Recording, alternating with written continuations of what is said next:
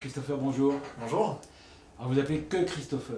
J'ai abandonné mon nom de famille effectivement en rejoignant la tribu de Michel Augustin il y a 5 ans. Alors Michel et Augustin, c'est des gens qui ont également abandonné leur nom de leur patronyme. Tout à fait. Et alors Michel Augustin, est-ce que c'est très connu ou pas très connu, ou ça commence à être connu? C'est difficile à dire. On est parti de loin puisque Michel Augustin c'est une aventure de deux copains de collège qui se retrouvent à 28 ans pour créer une aventure alimentaire en partant de rien puisqu'ils ont commencé un soir en rentrant chez eux et en faisant des essais de pâte sablée dans le four de chez Augustin. Donc voilà, le degré zéro, comme si vous et moi on décidé de créer une aventure alimentaire ce soir. Ouais. Donc forcément du degré de notoriété zéro il y a 5 ans. Et aujourd'hui on a la chance d'être distribué, d'avoir beaucoup grandi, d'être passé de 3 recettes à quasiment 50 références aujourd'hui, d'être distribué dans un peu plus de 6000 points de vente en France.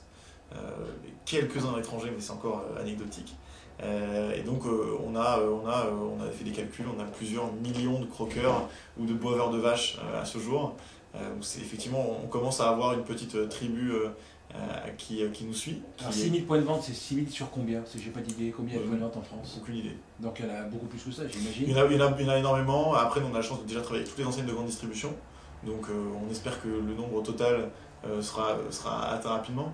C'est déjà Alors, on va reprendre les choses au début. Michel et Augustin, c'est des pâtes sablées. Michel Augustin, en fait, c'est des sablés. En fait, l'origine le point zéro de cette aventure, c'est Augustin et Michel qui quittent tous les deux leur job respectif parce qu'ils avaient envie de construire une petite aventure qui était plus en phase avec leur passion et puis en phase avec leurs valeurs. Ça a commencé par l'écriture du Guide des boulangeries de Paris en 2003, où les deux compères, plus quelques amis, les aident à faire le tour des boulangeries de Paris pour les goûter et éduquer les Parisiens sur le pain. Il n'y avait pas d'experts du vin, et pourtant, il y avait des experts du vin et pas d'experts du pain, alors qu'on se revendique un pays des deux. Ouais. Donc ils ont pris un petit peu cet emplacement-là très rigolo pour raconter aux gens, parce que finalement la boulangerie c'est quasiment un réflexe aujourd'hui en France, mais on ne sait pas quel est le système économique, quelle est la formation, et puis on ne sait surtout pas où est le bon pain dans son quartier. Donc c'était un petit peu les trois objectifs de ce petit ouvrage qui est très sympa, qui est sorti donc en 2003 aux éditions de l'IF. Collaboration testée, approuvée par les deux. Donc les deux amis, puisqu'on dit qu'il ne faut pas s'associer avec un ami, se rendent compte qu'ils peuvent travailler tous les deux et créer donc fin 2004 dans le four d'Augustin cette petite aventure. Donc à la base c'est quoi effectivement? C'est des sablés sucrés avec 3 recettes à l'époque: chocolat, pavot et beurre un peu salé, avec une volonté de revisiter les rayons sur des grands classiques qu'on ne trouvait pas forcément traités comme on le souhaitait, pas forcément aussi gourmands, pas aussi sains qu'on le souhaitait. Et puis de créer une aventure décalée, partagée avec les consommateurs, en partant du postulat qu'aujourd'hui, si on fait le tour des rayons, il y a beaucoup d'histoires qui nous sont racontées qui ne sont pas forcément vraies, ou on ne sait pas si on peut les croire, on ne sait pas si on arrive à les comprendre. Les listes d'ingrédients sont parfois un peu destinés au prix Nobel plus qu'aux gens qui passent dans les rayons. Et puis de raconter une histoire toute vraie, toute simple. Certains personnages des grandes marques n'existent jamais, impossible de les avoir quand on appelle le numéro inscrit sur le paquet. Alors chez nous, on peut effectivement appeler Michel Augustin. On peut suivre notre aventure qui est finalement toute simple, puisque c'est celle qu'on vit au quotidien, et qui est donc 100% vraie. Voilà. Donc c'est des... Alors pourquoi est-ce qu'il y a besoin de petits sablés? Vous dites les produits sont compliqués, on ne sait pas trop ce que c'est recherche d'authenticité, c'est un peu la tendance bobo sur laquelle vous surfez. C'est Alors, quoi? je crois que bobo, on a entendu le mot après avoir lancé l'aventure, donc je ne suis pas sûr qu'on ait voulu s'inscrire là-dedans. Mais non, l'idée est assez simple, c'est que finalement, et c'est encore plus vrai aujourd'hui qu'il y a 5 ans, on a une vraie envie qu'on sent de la part du public de se remettre en cuisine, de refaire des choses, d'avoir le goût donc, de l'authentique, puisque c'est moi qui l'ai fait. Ouais. Ça passe par tous les cours de cuisine, par tout ce contenu qui est diffusé de plus en plus sur Internet et même dans les vrais lieux comme les écoles de cuisine. Nous, on avait envie de... chefs, etc. Voilà, par exemple. Nous, on avait envie, à l'époque, de faire comprendre qu'on pouvait aussi déguster des produits comme cela, et qui étaient aussi bons et aussi sains que si vous l'avez fait vous-même. Nous, on a un credo, c'est d'utiliser le plus souvent possible des ingrédients que vous pouvez trouver dans votre frigo et dans votre supermarché, tout simplement. Donc c'est comme si vous l'aviez fait, sauf qu'on a pris le temps de le faire à votre place. C'est pas un processus incompréhensible. Est-ce que ça veut dire que vous êtes quand même dans un processus industriel régi par les règles de l'agroalimentaire, avec le fait qu'il y a des conservateurs, il y a des choses comme ça, il faut que ça dure, enfin tout doit être indiqué sur les paquets. Alors, tout doit être indiqué effectivement. Après, nous on fait le choix, dès que c'est possible, d'éviter les conservateurs, les colorants, c'est hors de question. Il se trouve que 99% de nos produits sont sans conservateur. Il reste quelques gammes sur lesquelles on a du mal encore à trouver le palliatif parce que sinon on a des DLC qui sont trop courtes, donc on y travaille, mais la volonté effectivement d'avoir une marque gourmande et saine. Alors oui, effectivement il y a des contraintes, nous on explique tout sur nos petits paquets, d'ailleurs on explique un peu plus que ça puisqu'on raconte notre vie sur les paquets qui sont finalement notre premier média à nous. Alors on peut-être là vous en avez amené un certain nombre. Voilà. Pour ceux qui ne connaissent pas, déjà le format gâteau, alors ça c'est la boîte la plus connue. C'est la toute première boîte, enfin, c'est le tout premier format qu'on faisait. Donc les petits sablés, alors c'est très sympa parce que on voit des descriptions, il y avait quelque part, je croyais, la photo, ça explique l'histoire. Il y a la tribu à l'intérieur. Ah, c'est à l'intérieur, ok, je me souviens plus où c'était. Hop, Voilà. La tribu est à l'intérieur, voilà, et donc il y a... Alors, est-ce que les gens achètent des paquets de gâteaux d'habitude plus gros que ça?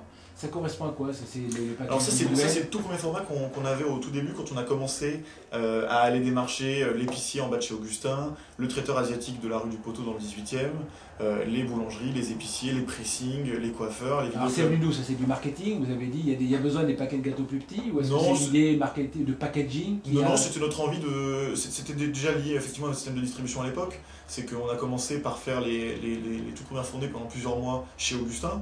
Donc on voulait pouvoir distribuer sur des petits achats coup de tête quand vous allez par exemple déposer une veste au pressing ou vous allez faire une séance de bronzage au point UV du coin. Donc voilà, c'est un petit achat d'appoint, donc forcément le format qui convenait était celui-là. C'est l'équivalent du Mars ou par exemple, en tête de... Exactement, c'était du snacking entre guillemets. Voilà. Et depuis on a développé des plus gros formats adaptés à notre type de consommation, comme ça, on a des boîtes de 360 grammes. Donc c'était comme ça parce que c'était la façon de déguster, de découvrir Michel Augustin à l'époque. Aujourd'hui on a élargi parce que quand vous allez faire vos courses pour la semaine, c'est évidemment un format plutôt comme ça qui vous convient, oui. Pour la soirée, pour partager avec vos amis, plutôt que ça qui est plus le petit dessert, le petit appoint en journée. Alors on retrouve la vache avec l'œil noir et l'œil blanc. Ça c'est la mascotte de la marque. En fait il y en a 3 mascottes. Donc il y a évidemment les personnes qui incarnent cette marque, donc le petit logo Michel Augustin et puis toute la tribu qu'on voit dans le paquet qui sont des éléments très forts. Et puis il y a 3 symboles un peu loufoques que sont la vache, la kangou et le bananier. Alors pourquoi les 3? Pas forcément de réponse très logique et scientifique. La vache parce que c'était le doudou de la deuxième fille d'Augustin et qu'on trouvait ça plutôt rigolo. Finalement, dès les sablés, elle était à l'origine de pas mal de nos ingrédients puisque... La vache c'est le lait, voilà, et finalement on a besoin de faire du beurre. Voilà. Ouais. C'est de trouver ça rigolo, puis on l'a dessiné comme ça, on l'a un petit peu fait évoluer, mais finalement on n'a pas tant bougé que ça en 5 ans. La Kangoo parce que c'était une voiture assez rigolote qui était la voiture d'Augustin à l'époque, qu'on a gardée du coup pour faire nos petites livraisons et aujourd'hui encore pour nos animations. Et le bananier parce que Michel n'a jamais réussi à faire pousser des bananiers même s'il adorait cette petite plante, donc on essaie toujours d'en avoir 2-3 à la bananeraie pour les faire survivre. Alors, la bananeraie c'est vos locaux qui ont été baptisés donc à cause du bananier. D'accord. Voilà. Et alors c'est où ça? C'est à Boulogne-Billancourt, donc c'est la bananeraie 3.0. On a commencé dans une bananeraie version 0 quand Augustin et Michel étaient encore dans un petit bureau du 8e arrondissement, pas très drôle. Puis ils sont partis donc, dans l'appartement d'Augustin dans le 18e, bananeraie 1.0 à la mairie du 18e. Bananeraie 2.0 en 2006, qu'on a commencé un petit peu à grandir, on a découvert enfin des vrais locaux, qui était en fait une cave du 15e arrondissement, une jolie cave du 15e arrondissement. Et depuis 1 an, on s'est installé à Billancourt, à Boulogne-Billancourt pour la bananeraie 3.0, qui est là une très chouette bananeraie, sur laquelle on a l'occasion d'accueillir des gens chaque premier jeudi du mois, de 19h à 20h30 pour les portes ouvertes. Et c'est un endroit agréable pour nous pour travailler, et qui n'est plus qu'une cave ou un tout petit appartement d'Augustin, et qui nous permet d'accueillir les gens de façon très sympathique. Alors l'idée, vous parlez de ces portes ouvertes, ouais. Ça fait partie un peu des piliers fondateurs de votre organisation. Tout à fait. C'est vous ouvrez les portes, pas une fois de temps en temps comme beaucoup d'entreprises, mais tous les premiers jeudis de chaque mois, le soir, pour déguster les produits. Voilà. Et là en fait, au tout début de l'aventure, c'était quasiment un moulin. C'est-à-dire qu'on ouvrait tout le temps, on incitait les gens à venir nous voir en journée. Et effectivement, parfois on se retournait d'un coup de téléphone, on raccrochait le téléphone et on voyait 3 personnes dans son dos qui étaient là en disant mais j'ai vu sur un paquet qu'on pouvait passer. Donc du coup on faisait une petite visite et c'était très sympathique, assez surprenant les premières fois.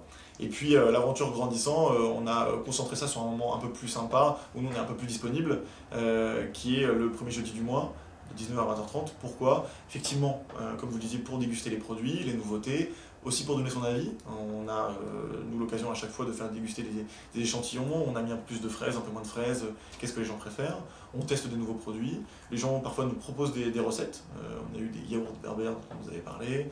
Il y a quelqu'un qui vient d'Orléans qui nous a fait goûter plusieurs fois des gâteaux spéculoos très bons. Donc ça, c'est des idées que nous, qu'on engrange pour les réutiliser éventuellement par la suite. Et puis c'est un moment tout simplement de partage où on rencontre les gens. Certains sont curieux de voir s'il y a vraiment Michel, Augustin et d'autres personnes derrière, et si c'est pas un call center en Inde. Et non, c'est bien nous. Donc voilà, c'est aussi un moment de partage, de rencontre très sympathique. Donc c'est la relation client-marque vue sous l'angle de l'ouverture quasi totale. Ouais. Ça veut dire que vous ne protégez pas vos secrets. On a quelques secrets forcément. Nous, on ne dévoile pas encore aujourd'hui au milligramme près nos recettes. Ouais. Même si par contre on explique clairement les ingrédients qu'on utilise pour que les gens puissent le refaire chez eux. On est en train d'être de moins en moins secret puisque dans un petit mois on sort un livre de recettes dans lequel on dévoile comment sont faits les sablés et puis on donne accessoirement beaucoup d'autres recettes très sympas, sucrées et salées. Donc avec ou sans beaucoup sablé. d'échanges, alors parce que c'est un des grands débats de l'entreprise 2.0, c'est-à-dire ce que je gagne, ce que je perds à l'ouverture. C'est que j'ai une osmose plus ou moins grande, un enfermement, un cloisonnement plus ou moins grand avec mon marché. Si j'ouvre, j'ai la contribution, la spontanéité, l'attachement à la marque, etc. Puis j'ai le risque effectivement de la déperdition, de la copie, etc. Ouais. La contrefaçon, c'est le Jean-Louis et Gérard qui viennent fabriquer des sablés, c'est possible? C'est possible, c'est rigolo parce qu'au tout début de l'aventure on avait vu quelques initiatives similaires. Nous, ça ne nous a pas changé de notre façon d'avancer. Et aujourd'hui, tout le monde, je pense que toute marque qui se crée s'inspire forcément de ce qu'elle a vu à droite à gauche. Après, à chacun de voir s'il veut s'inspirer et réinterpréter ou juste copier. Nous, on sait très bien que si Ben & Jerry n'avait pas existé, on aurait peut-être vu notre aventure un petit peu différemment. Donc ça nous a servi parce que c'est une marque qui nous plaisait beaucoup, qu'Augustin a découvert à la fin des années 90 quand il est parti aux US faire un petit voyage. Donc on n'est pas plus aujourd'hui gêné que ça par une marque qui serait créée de deux copains qui raconteraient un peu la même chose. Et nous, on a plaisir à voir des initiatives similaires sur la nourriture ou ailleurs. Quand on fait des petits salons, on s'entend très bien avec tous les gens qui cohabitent avec nous dans les rayons, donc il n'y a pas de problème. Il y a de la place pour tout le monde. Il y a de la place pour tout le monde. Nous, on part du principe qu'on a réussi à se faire une petite place dans les rayons parce qu'on avait le sentiment, et on a dû réussir en quelque sorte, à apporter quelque chose aux rayons, sur des produits un petit peu décalés, le fait de raconter notre aventure au quotidien. Sur le packaging, sur Facebook, sur le blog, sur Internet. On est effectivement, comme je dis, assez ouvert. Non, aujourd'hui, on est persuadé que tout le monde a sa place si le produit a effectivement un public qui l'attend. Un besoin qu'il remplit, ou un besoin affirmé ou non. Hein. On n'est pas dans les études marketing qui nous disent qu'il fallait absolument des sablés au pavot vanille pour qu'on puisse se créer. Mais voilà, nous on vit très bien dans les rayons et on pense qu'il y a la place pour tout le monde. Et alors, on sait que vous vous appelez Christopher, mais vous êtes arrivé comment dans Michel? Et pourquoi c'est Michel Augustin et pas Michel Augustin et Christopher et Jean-Louis et Jean-Marie, etc. Vous êtes arrivé quand? Et par où vous êtes venu? Par quel point vous êtes entré par la cave? Pourquoi c'est Michel Augustin? Parce que les deux compères ont commencé tous les deux. Hein. Voilà. C'était vraiment les deux premiers à faire les essais. Et pourquoi on n'a pas rajouté les prénoms? Parce qu'aujourd'hui on est 27 et ça serait un peu compliqué sur le packaging de mettre 27 prénoms dans le logo. Ouais. Moi je suis arrivé par un pur hasard. J'ai trouvé une annonce un peu loufoque sur internet à l'époque où Michel Augustin cherchait à se faire épauler au tout début de l'aventure, donc il y a un peu plus de 4 ans et demi. Voilà, moi j'ai trouvé l'aventure très rigolote. J'avais eu quelques expériences dans l'entrepreneuriat par le passé. Vous venez d'où? Vous avez fait quoi avant? Moi j'étais étudiant, je cherchais un stage de fin d'études, j'avais fait un petit peu de marketing dans différentes entreprises. J'avais eu l'occasion de travailler dans des énormes boîtes de 10 000 personnes et d'autres de 4 personnes.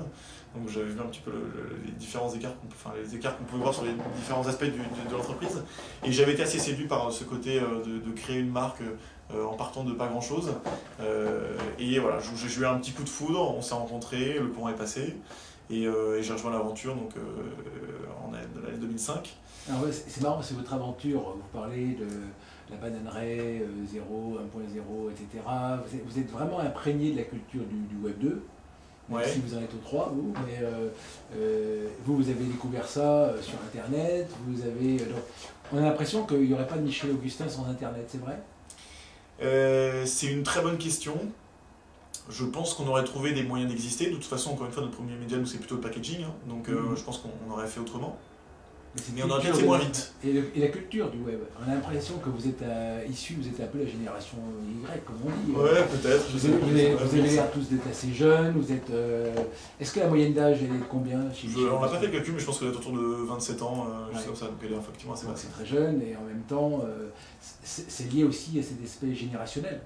On imagine que pour vous communiquer Facebook, etc., la promotion par le web, ça va, c'est naturel. Oui, et pourtant on a mis très longtemps à venir sur Facebook, hein, pour prendre cet exemple-là, parce qu'au début on ne savait pas vraiment quoi y faire. Donc y aller pour y aller, ça ne nous intéressait pas. Ouais. On n'a jamais été nous des gros ingénieurs, des gros geeks, et donc on utilise comme des utilisateurs normaux, un petit peu avertis, mais on n'a jamais été des pros. Et il se trouve qu'on a fait le grand saut il y a un an. On a demandé à Anne-Sophie qui avait créé une page Facebook Michel Augustin si on pouvait intervenir dessus, et finalement elle nous a passé le flambeau, et donc on le reprend très activement depuis un an. Mais le web, ça existait effectivement depuis le début. On a fait ce petit site qui n'était pas si différent que de celui d'aujourd'hui, déjà il y a un peu plus de 5 ans. On a fait un blog en 2006 alors que les blogs existaient déjà depuis quelques années. Voilà, donc nous on y va quand on sait qu'on a quelque chose à faire, sinon on attend un petit peu d'avoir la bonne idée. Donc oui, je pense qu'effectivement Internet, à travers ses différents outils, a pu nous aider à gagner en notoriété. Il est clair que le fait d'avoir aujourd'hui une communauté de quasiment 10 000 fans sur Facebook nous aide à garder le contact avec ces personnes-là, à répandre le message, puisqu'on a quasiment chaque semaine une centaine de personnes qui nous rejoignent. Donc c'est indéniable, l'Internet nous a aidés, mais on ne mise pas tout sur Internet, et je pense qu'on aurait grandi quand même sans. Alors après, effectivement, vos clients, vous, en fait, ce sont les distributeurs. Nos clients sont les distributeurs. Nous, on a un point de vente qui est la bananeraie, où on vend quelques produits aux gens qui passent dans le coin et qui ne trouvent pas tout chez leurs commerçants de quartier. Mais nous, on vend principalement effectivement à des sandwicheries, à des supermarchés. Voilà, c'est notre façon de faire, c'est ça.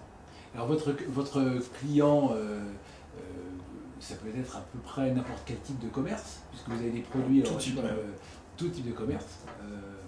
Et c'est un produit de complément, de grignotage, si on peut dire, à n'importe quel moment de la journée. C'est un produit assez festif. Alors, nous, festif, moi, ce qui m'embête, c'est que pour moi, j'associe ça à Pâques, l'Épiphanie et Noël. Oui. Nous, c'est plutôt le petit produit, effectivement, qui a volonté à faire sourire. Nous, on veut faire sourire la planète, voilà, c'est assez simple, ouais. Avec des produits sains et gourmands, et puis en racontant une aventure un peu décalée. Donc effectivement là on est vraiment sur un produit d'appoint, mais sur les autres formats c'est plutôt je fais mes courses de la semaine et tiens je sais que je vais avoir envie dans la semaine à un moment ou à un autre d'une petite barre de sablé au chocolat parce que je vais me faire un petit plaisir. Et on a aussi des yaourts en pot d'1 kilo où là on n'est vraiment pas du tout dans le côté festif, mais on est dans la consommation récurrente de yaourt, sauf que nous on voulait pas le faire par petits pots individuels. On trouvait ça plus convivial et plus écolo de faire des pots d'1 kilo, donc on est revenu à ce format qu'on ne voyait plus dans les rayons depuis une vingtaine d'années en France. Donc c'est un peu du bon sens, du feeling, exactement. Etc. Et en même temps vous dites, vous avez l'air d'assister, ce qu'on n'a pas dit c'est que vous vous occupez de la communication quand même, chez Augustin. Vous avez un peu deviné. Mais est-ce que pour autant vous semblez dire qu'il n'y a pas tellement de marketing? Or ça a l'air quand même, ça semble très marketé. Et en fait moi, j'ai du mal on a du mal tous chez nous à savoir ce que ça veut dire marketer. Nous on fait pas d'études, oui. C'est-à-dire qu'on fait pas d'études au sens les grands instituts, des sorties de caisse pour savoir qui est notre cible, qu'est-ce qu'elle consomme. Vous avez une sorte de panel permanent avec les jeudis de voilà, exactement. Je pense que vous avez tout compris, c'est-à-dire que on a nous notre cible qui est, enfin c'est les gens qui viennent nous voir le premier jeudi du mois sur Facebook, qui nous appellent. On reçoit plus de 200 mails par semaine pour nous donner des petites infos, pour nous faire une remontée sur tel produit, pour nous faire un petit clin d'œil. Et c'est à travers ces gens-là en fait qu'on arrive à savoir comment ils perçoivent la marque et les produits. Si on a 10 mails dans la semaine pour nous dire que la vanille fraise est trop sucrée, on va commencer à se dire qu'il se passe quelque chose, on va la regoûter, on va faire des essais. D'accord. C'est plutôt comme ça que ça fonctionne. Et est-ce qu'il y a quelque chose à voir avec les Anglais dans cette culture? Parce que votre packaging, le sac, il évoque un peu Paul Smith. Et oui, alors ça c'est rigolo, on nous a fait la réflexion après coup. Vous parliez de Ben Jerry, on voit, c'est un smoothie, ça fait penser un peu à Innocent. Oui, alors je pense que c'est plusieurs hasards. Nous, effectivement, on aime beaucoup Innocent, qui est une marque très sympa, qui est une aventure assez rigolote aussi, parce que c'est trois copains qui ont fondé cette petite marque, par contre, il y a une grosse dizaine d'années, qui avaient, je pense, aussi envie de proposer des produits. Je suis désolé, c'est absolument inadmissible. Qui avait envie de proposer une marque vraiment décalée et qui racontait aussi leur histoire. Donc, je pense que on peut, si on reprend ce qu'on disait tout à l'heure sur Ben & Jerry, effectivement, nous, on a apprécié la naissance de cette petite marque, ça peut-être nous a donné un petit peu de courage pour aller dans notre voie à nous. Paul Smith, alors là, je pense que c'est un vrai hasard, c'est rigolo, c'est un vrai hasard. Mais c'est quelqu'un qui, dans son domaine aussi, a apporté un peu cet aspect de décontraction, de feeling. Alors ça, c'est un pur hasard, hein, sincèrement. Oui. C'est rigolo que vous trouviez ce parallèle, parce que moi, je l'ai jamais entendu. Oui. Mais non, ça c'est pour le coup un pur hasard. Nous, on n'a pas d'admiration sans limite pour ce que font les anglo-saxons.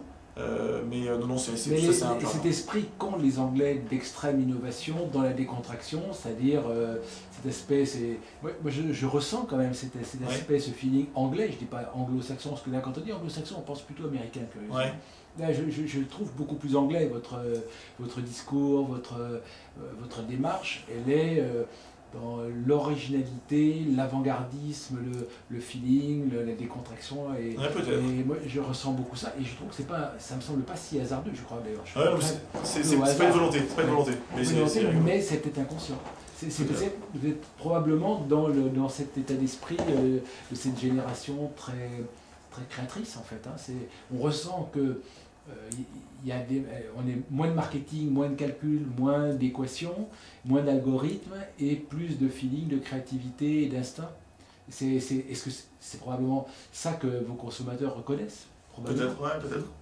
Et c'est vrai que ça aussi, c'est le fait que vous ayez 27 ans de moyenne d'âge dans une population qui pratique Facebook naturellement sans être un geek, justement, c'est l'usage, entrer dans les usages et non plus dans la pratique technologique. Oui, tout à fait. C'est ça qui est intéressant. Alors, on a compris que vos clients, vous leur parlez, vous les écoutez d'ailleurs beaucoup. Oui, tout à fait.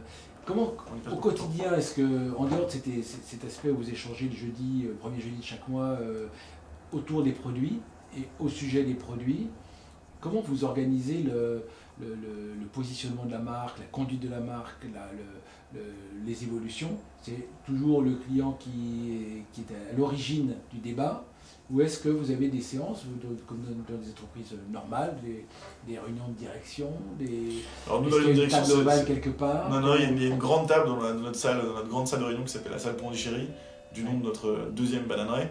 Mais c'est un petit peu tout, c'est-à-dire que nous, effectivement, on est à l'origine de ce nombre d'initiatives, on regarde ce qui se passe, on essaie de se dire qu'est-ce qu'on aimerait voir en rayon, en termes de format, en termes de produits, en termes de parfums. On écoute les gens qui viennent nous donner des idées parfois, qui nous appellent pour nous les donner, qui nous envoient des petits courriers rigolos pour nous envoyer des essais. C'est un peu tout. Après, il n'y a pas de volonté de se dire tiens, chaque mois on doit trouver un produit à sortir. C'est beaucoup de bon sens, pas mal de spontanéité, et c'est comme ça qu'on a lancé quasiment une dizaine d'innovations en septembre dernier. Là, on a vu que les produits marchaient bien, on lance des nouveaux parfums. On va éventuellement lancer une nouvelle gamme en septembre. On travaille en permanence sur la création de produits, mais on ne lance que ce dont on est persuadé que ça va plaire, que ça apporte vraiment quelque chose, et voilà, dans ces cas-là on fonce. Mais il n'y a pas de grand plan marketing chez nous, de comité stratégique marketing, c'est la porte est ouverte. Ça semble être un peu les recettes du succès, c'est ce qu'on dit aux marques aujourd'hui, c'est ce que sur chaque client, et on entend toujours ce genre de recommandations à la fin, on dit il faut écouter le client. Alors, au départ, quand les grandes entreprises disent ça s'appelle mettre le client au centre de l'entreprise. Et en fait, ça, c'est quelque chose qui n'existe pas vraiment. Ça veut dire simplement, n'allons pas contre le client parce qu'on va échouer si on lui fait des choses qui ne vont pas. Ouais. Mais c'est autre chose que de dire tout part du client. Et là, on a l'impression que les portes sont ouvertes, que le client est dans l'entreprise, réellement, en train de donner son avis et d'influencer, en sachant qu'il va réellement influencer. C'est sûr que si on fait une petite réunion avec une vingtaine de personnes qui nous suivent, qu'on a invité à faire une dégustation, que les vins nous disent que ça leur plaît pas du tout, on va vraiment se poser des questions et on va mettre un petit stand-by pour réfléchir. Et vous êtes à l'affût de l'idée qui va être l'idée donnée par une seule personne, mais qui peut vous sembler bonne, on sent que ça va germer, etc. Est-ce que vous avez le sentiment que si Michel Augustin grandit au point d'être de la taille de Danone dans 10 ans, est-ce que vous pourrez continuer à faire comme ça? Je vais poser ma question autrement. Non, mais je comprends ce que vous voulez dire. Est-ce que Danone pourrait, demain matin, dire voilà, ils ont raison, c'est comme ça qu'il faut faire pour être dans le marché et répondre aux attentes du consommateur. Changeons notre mode d'organisation et organisons Danone comme Michel Augustin. C'est possible? Alors, pour moi, du coup, c'est deux questions différentes. Pour la première, si on est appelé à grandir, ce sera de plus en plus compliqué. Et nous, la clé qu'on a identifiée, c'est s'assurer que toutes les personnes qui rentrent dans la tribu comprennent nos valeurs et les défendent. Et à partir du moment où ça s'est respecté, je pense qu'on peut grandir. Alors, je ne suis pas sûr qu'on fasse la taille de Danone demain, mais on peut grandir de façon assez sereine avec une capacité à garder cette envie d'être en contact avec nos clients. Pour ce qui est des autres marques, je pense que ce qui fait que nous, on n'a pas de mal à vivre comme ça aujourd'hui, c'est qu'on est comme ça depuis le début. Donc, à chaque étape, on savait qu'on avait envie de garder un certain noyau d'ADN qui correspondait à cette ouverture aux clients et puis à pas mal d'autres valeurs en général, la solidarité, le partage, l'entrepreneuriat, la joie de vivre, le sens de l'effort. Et je ne suis pas sûr que quelle quantité que ce soit extérieure puisse tout changer pour s'inspirer de tel ou tel modèle du jour au lendemain. Voilà, je pense que nous, on le gardera assez facilement si on arrive à sélectionner des gens qui nous comprennent et qui ont envie de défendre la même philosophie, même si on est 100, 200, 500 demain. A l'inverse, si demain on est 500 et qu'on nous demande d'avoir une autre philosophie parce que le vent a tourné, je pense qu'on aura du mal. Voilà. Et est-ce que c'est très lié au fait, à l'âge que vous avez, à votre culture individuelle et partagée, collective, mais vous allez malheureusement, je peux vous l'annoncer aujourd'hui, vieillir. Vous aurez un jour, j'espère, je vous souhaite, 40 ans, 50 ans, des enfants.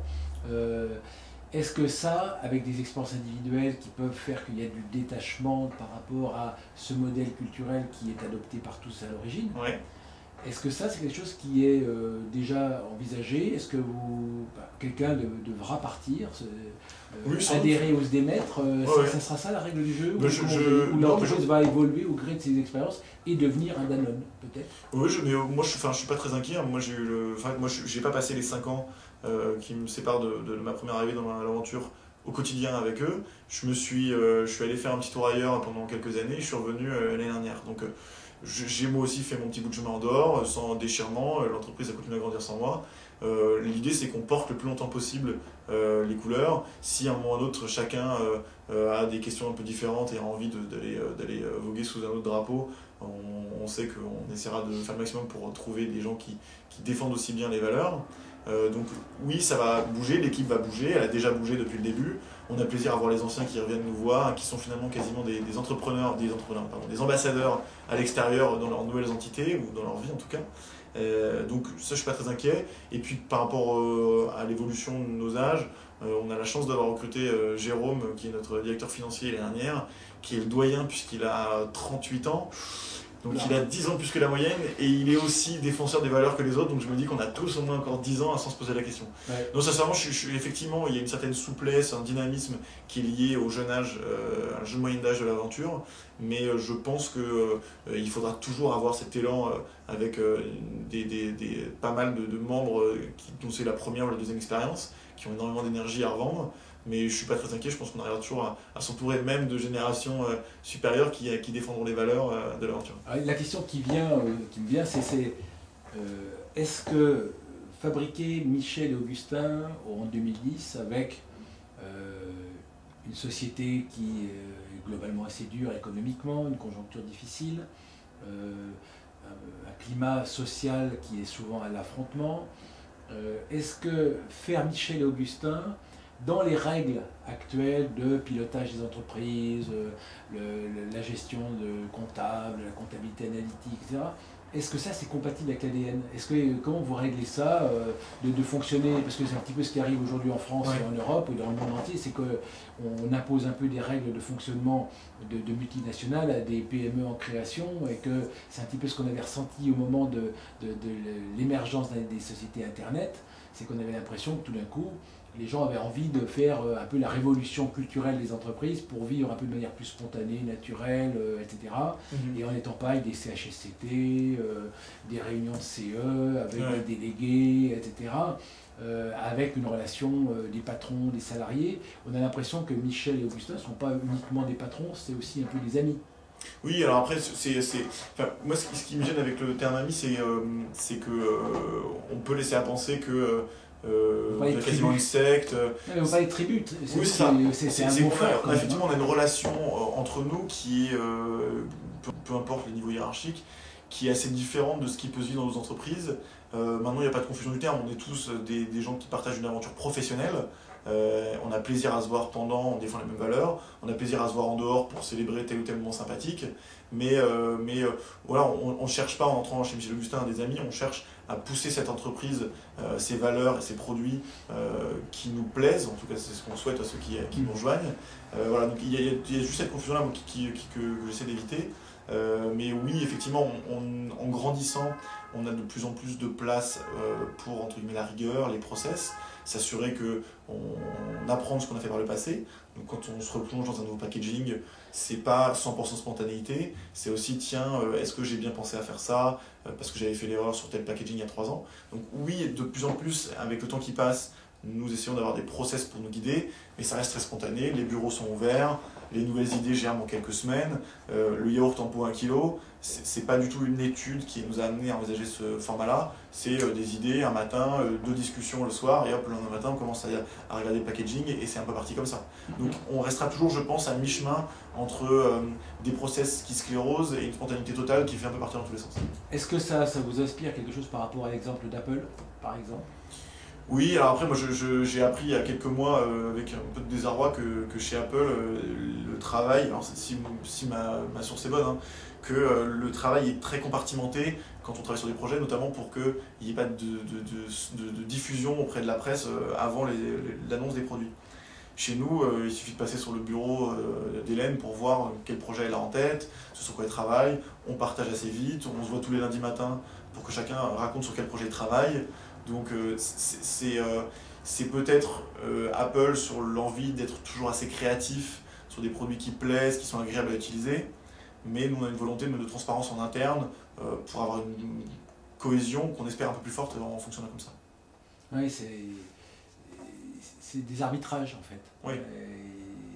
C'est vrai que ça s'appelle aussi vieillir, c'est avoir de l'expérience et probablement chez Apple ça correspond à un besoin de protéger ce qui est un facteur de différenciation. Ouais. Sans doute vrai sur une entreprise de leur taille, hein. Je pense qu'effectivement c'est la meilleure chose à faire. Et puis leur nature, c'est que copier des produits ça se fait, et que dans ce domaine-là, l'innovation technologique était une des clés du succès.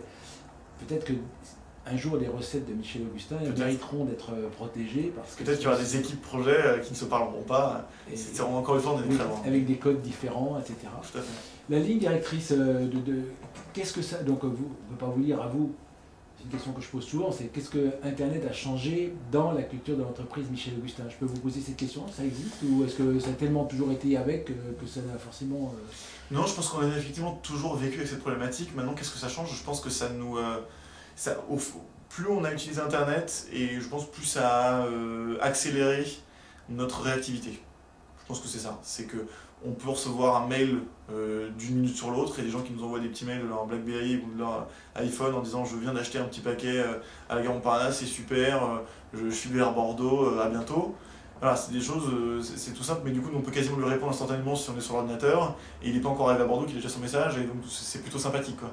Voilà, je pense que ça nous permet d'avoir une relation un peu plus directe. S'il se passe quelque chose à la bananeraie de rigolo, hop, on prend la photo, on la poste sur Facebook 10 minutes plus tard, sur le blog idem, on met à jour le site web, donc tout va beaucoup plus vite. Donc finalement on peut raconter plus de choses plus rapidement et à plus de personnes. Et ça c'est vrai pour les bons côtés comme pour les mauvais. Le client, la gestion de la réclamation, de l'insatisfaction, etc. Vous le prenez comment? Comment ça se gère? Là encore, c'est vraiment très important pour nous dans le sens ça prend du temps parce qu'on considère que c'est quasiment le temps et l'argent qu'on aurait pu consacrer à des études extérieures, on le met là-dedans. Ça permet de savoir si un produit plaît ou ne plaît pas, pourquoi il plaît pas. Et ça se passe concrètement, c'est mon téléphone, notre ordinateur, par les mails, c'est les gens qui viennent nous voir, où on écoute ce qu'ils pourraient nous remonter comme produit. C'est aussi la livraison qui est en retard, etc. Parce que vous, il y a une partie logistique. Oui. Alors ça c'est un petit peu différent parce que c'est pas les consommateurs finaux qui nous en parlent, c'est plutôt nos partenaires commerciaux qui nous remontent. Mais c'est pas mal le canal. Il a reçu de la fraise, il voulait du gingembre, je sais pas quoi. Ça passe par un autre canal du coup, ça passe par directement les canaux logistiques ou commerciaux. Donc c'est moins l'équipe entre guillemets qui parle aux consommateurs qui l'écoute. Ça, c'est quelque chose qui n'est pas fait chez vous, si vous l'avez sous-traité la partie logistique ou comment non, si, enfin, nous on le gère nous-mêmes. En fait, nous on a arrêté de fabriquer au milieu de l'année 2005, fin de l'année 2005, donc après plusieurs mois, parce qu'on n'y arrivait plus. On était dans des quantités qui devenaient compliquées à gérer. Et puis on s'est rendu compte que c'était dans le paysage français aujourd'hui qu'il y avait déjà beaucoup de producteurs, certains de très bonne qualité. Certains partageaient notre philosophie, donc on a décidé de travailler avec eux, et c'était beaucoup moins coûteux que d'acheter une usine, sur le modèle d'autres entreprises qui marchent comme ça, et c'était encore confirmé pour nous quand on a vu qu'il y avait des entreprises de production qui avaient des sous-capacités. Donc pourquoi aller acheter et recréer de la sous-capacité ailleurs, autant trouver des partenaires. Donc à partir de ce moment-là, nous on a arrêté de produire, on a toujours continué à concevoir les recettes, les ingrédients qui vont dedans, mais quand il s'agit de mettre les produits dans le four, on a trouvé quelqu'un qui le faisait mieux que nous, en plus grande quantité et en meilleure qualité. Donc à partir du moment où on a commencé à travailler comme ça, sur les différentes gammes de produits, ces gens qui travaillent avec nous, Jean-Jacques et compagnie, livrent à une plateforme logistique, et nous après on s'assure la livraison auprès des différentes plateformes des enseignes ou des sandwicheries avec lesquelles on travaille. Mais on a arrêté les livraisons de la même manière au moment où on a arrêté de faire la production. Au tout début, on prenait la combinaison orange, on allait livrer le matin les Dailymonop, les Berthes, nous-mêmes. Voilà, donc c'est des choses qui ont un petit peu évolué depuis. Oui, donc c'est une organisation qui grandit. Comment ça se passe si vous passez à l'international? On commence à le faire, on va commencer à regarder de plus en plus sérieusement comment on pourrait grandir de ce côté-là. On a une volonté effectivement nous, comme je vous disais tout à l'heure, de faire sourire toute la planète. Donc la planète française, on y essaye aujourd'hui, on a envie d'aller un peu plus loin. Donc on va regarder petit à petit, on ne va pas se mettre du jour au lendemain à acheter des locaux à Londres de 600 mètres carrés et une usine de production là-bas. Donc on va y aller petit à petit, on commence déjà à avoir quelques relations sérieuses et récurrentes avec des pays comme la Belgique, la Suisse. On nous a trouvé anecdotiquement en Suède, à Moscou la semaine dernière. Donc après c'est des initiatives un peu spontanées de personnes qui étaient fans de la marque et qui ont vu les donner dans leur, enfin en tout cas les proposer dans leur point de vente. Mais voilà, on va y aller petit à petit et effectivement on va commencer par l'Europe, on verra plus tard. Est-ce que vous connaissez ou est-ce que vous avez déjà regardé l'expérience des Annie de Flavigny? Pas du tout. Pas du tout. Les Annie de Flavigny, vous savez, c'est les bonbons à l'Annie qu'on trouve dans pas mal de points de vente. Alors là, à l'inverse, c'est une très vieille entreprise puisque ça se fait dans une abbaye. Ça fabrique des Annie de manière artisanale. C'est toujours fabriqué au même endroit avec les mêmes recettes, etc. Même s'ils ont des dupliqués. Et ils sont maintenant implantés, distribués dans le monde entier, à San Francisco, au Japon, etc. Avec des recettes qui ont varié, mais avec toujours la même culture d'entreprise, etc. Et ça fait penser un peu à ce que pourrait devenir Michel Augustin dans 3 générations, si ça se transmet et que ça s'appelle toujours Michel Augustin. On serait ravis, nous, déjà, d'avoir 2 points communs avec eux, ce serait la conservation de la philosophie initiale et puis la distribution élargie. Donc moi je suis assez pour. Alors il y a un groupe sur Facebook qui s'appelle les Amis des Annie de Flavigny. J'irai voir ça. Et le principe c'est justement que chaque client qui est ami de la marque, sur Facebook, quand il en découvre un paquet quelque part, prend une photo avec son Blackberry et l'envoie sur le groupe pour que les gens puissent partager. Ouais, mais c'est rigolo, effectivement. On a eu une expérience similaire, c'est très sympa. Il y a un peu l'esprit. Est-ce que vous auriez un conseil à donner à quelqu'un qui voudrait monter quelque chose dans cet état d'esprit? C'est quoi les écueils, les choses que vous avez débattues, qui ont fait débat chez vous et que vous avez trouvé un moyen de bien traiter et voilà, déjà, moi je pense à 2 choses. La première, c'est que c'est beaucoup de bon sens. On a tous dans la tribu des expériences un peu diverses, mais ce qu'on essaie d'appliquer au quotidien, c'est des décisions pleines de bon sens, de garder les pieds sur terre en comptant les euros comme si c'était les nôtres, plutôt que de faire des dépenses un peu inutiles ou en tout cas à valeur ajoutée limitée. Donc le bon sens nous guide dans beaucoup de décisions. Un exemple de choses qui a... Du coup, c'est des choses qui ne font pas tellement débat. C'est-à-dire que vous êtes à peu près tous d'accord. Oui, maintenant c'est acté, effectivement. Un exemple Quelque chose que vous ne faites pas ou que vous faites et qui ne se fait pas d'habitude. On ne fait pas d'achat d'espace média, par exemple, Oui. parce que c'est très coûteux et parce qu'on a envie de communiquer un petit peu différemment. Voilà. Donc c'est du bon sens qui ne sera pas applicable à tout le monde, mais il se trouve qu'on a réussi à montrer qu'avec une seule campagne de communication d'une semaine en 5 ans, on arrivait quand même à créer une petite notoriété et en tout cas avoir des produits qui sont de plus en plus distribués. Donc voilà, nous il se trouvait que par rapport à notre philosophie de vie, c'était un point qui était discutable et qu'on a acté dans ce sens-là. Et la deuxième chose qui est très vraie pour nous et qui j'espère restera assez longtemps, et qui je pense peut être applicable à certaines autres initiatives, c'est le fait de faire le plus longtemps possible tout soi-même. Parce qu'on a une expertise du coup qui se développe, on sait de quoi on parle, et puis on se rend compte qu'il y a beaucoup de choses qu'on peut faire nous-mêmes. Nous, on publie quasiment chaque mois une petite vidéo, un petit film pour raconter l'aventure, on écrit des nouveaux textes, on fait les packaging, et hormis 2-3 coups de pouce, on fait le plus gros du travail chez nous. Et on se rend compte que du coup on suit très bien tout ce qui se passe, on concocte nous-mêmes les recettes, on n'a demande pas à des bureaux d'études de nous les trouver. Et c'est d'une part plus enthousiasmant je pense pour toute la tribu dans son travail au quotidien. Et puis je pense que ça crée une relation un petit peu différente parce que on est bien gardien du tout pour les gens qui viennent s'adresser à nous, qui nous achètent les produits. Et voilà, je pense que la perception est légèrement différente. C'est ce qui donne de l'authenticité en fait. Je pense, ouais. Ouais, Effectivement, je pense que si demain on sortait la petite vidéo qu'on a faite à la fin des JO de Vancouver où Augustin allait skier dans Montmartre, je pense que si on l'avait faite avec une agence de publicité, on y aurait laissé 6 mois de salaire de la moitié de la tribu. Et puis voilà, on se serait dit, peut-être la perception aurait été, tiens, ils ont grandi, ils peuvent se permettre ça. Alors que nous, ça nous a pris une demi-journée de tournage, une demi-journée de montage, et finalement, je trouve que le résultat est plus rigolo quand on sent que c'est fait main. Voilà. Oui, ben, en même temps, c'est comme un petit peu ce qu'on voit avec la télévision d'aujourd'hui. Finalement, est-ce que c'est si important que ça d'avoir une image de qualité professionnelle pour regarder des choses qui ne méritent pas forcément toujours... Moi, j'ai eu la chance, je regarde assez souvent, le peu de fois que je regarde la télé, je le regarde souvent en HD. En fait, je suis très déçu parce que moi, je préférais ma vieille télé cathodique de 1 mètre de profondeur. Je trouve qu'il y avait un grain qui était plus agréable, où là, on a l'impression effectivement d'être dans un jeu vidéo. Et puis en fait, c'est pas forcément l'enjeu, c'est peut-être pas le grain de l'image, c'est peut-être plutôt le contenu et le message. Ah, moi, je trouve qu'il y avait un côté authentique et je trouve que j'ai l'impression de perdre ça. Donc, oui, je pense que c'est lié à ça. Et puis, nous, de toute façon, on a fait les produits nous-mêmes au début. Et voilà. Donc, il y a un côté où on fait tout. Si on fait tout, on fait tout. Donc, on a commencé par faire les produits, faisons aussi la communication, faisons tout ce qu'il est possible de faire. La décoration, chez nous, on l'a fait nous-mêmes. Voilà. Pour moi, c'est assez légitime et je pense que c'est ce qui sert aussi le tout de cette petite marque. Alors j'ai une dernière question, c'est est-ce que aujourd'hui, est-ce que vous, globalement, la tribu Michel Augustin, est-ce qu'elle est optimiste? Elle est super optimiste. Je pense que c'est une de nos forces. Et c'est une force à la fois collective et individuelle. Nous essayons de voir la vie plutôt du bon côté. Je pense que sans ça, très vite, Michel Augustin aurait perdu le courage parce que tout le monde leur susurrait à l'oreille qu'il fallait pas se lancer, que c'était hyper compliqué, que la grande distribution c'était horrible, que c'était un marché hyper convoité et qu'on allait se faire écraser par les monstres. Et je pense qu'on n'aurait rien fait. Donc déjà, c'est ce qui nous animait depuis le début. Et aujourd'hui, avec effectivement des temps qui ne sont pas toujours très roses, nous on est convaincus qu'avec de l'énergie, du bon sens comme je disais tout à l'heure et une implication totale de la tribu, on peut continuer à faire des belles choses, on peut continuer à grandir. Donc l'optimisme il est là, c'est sûr, et je pense il n'est pas que là parce que c'est la crise ou pas que là parce qu'il fait beau.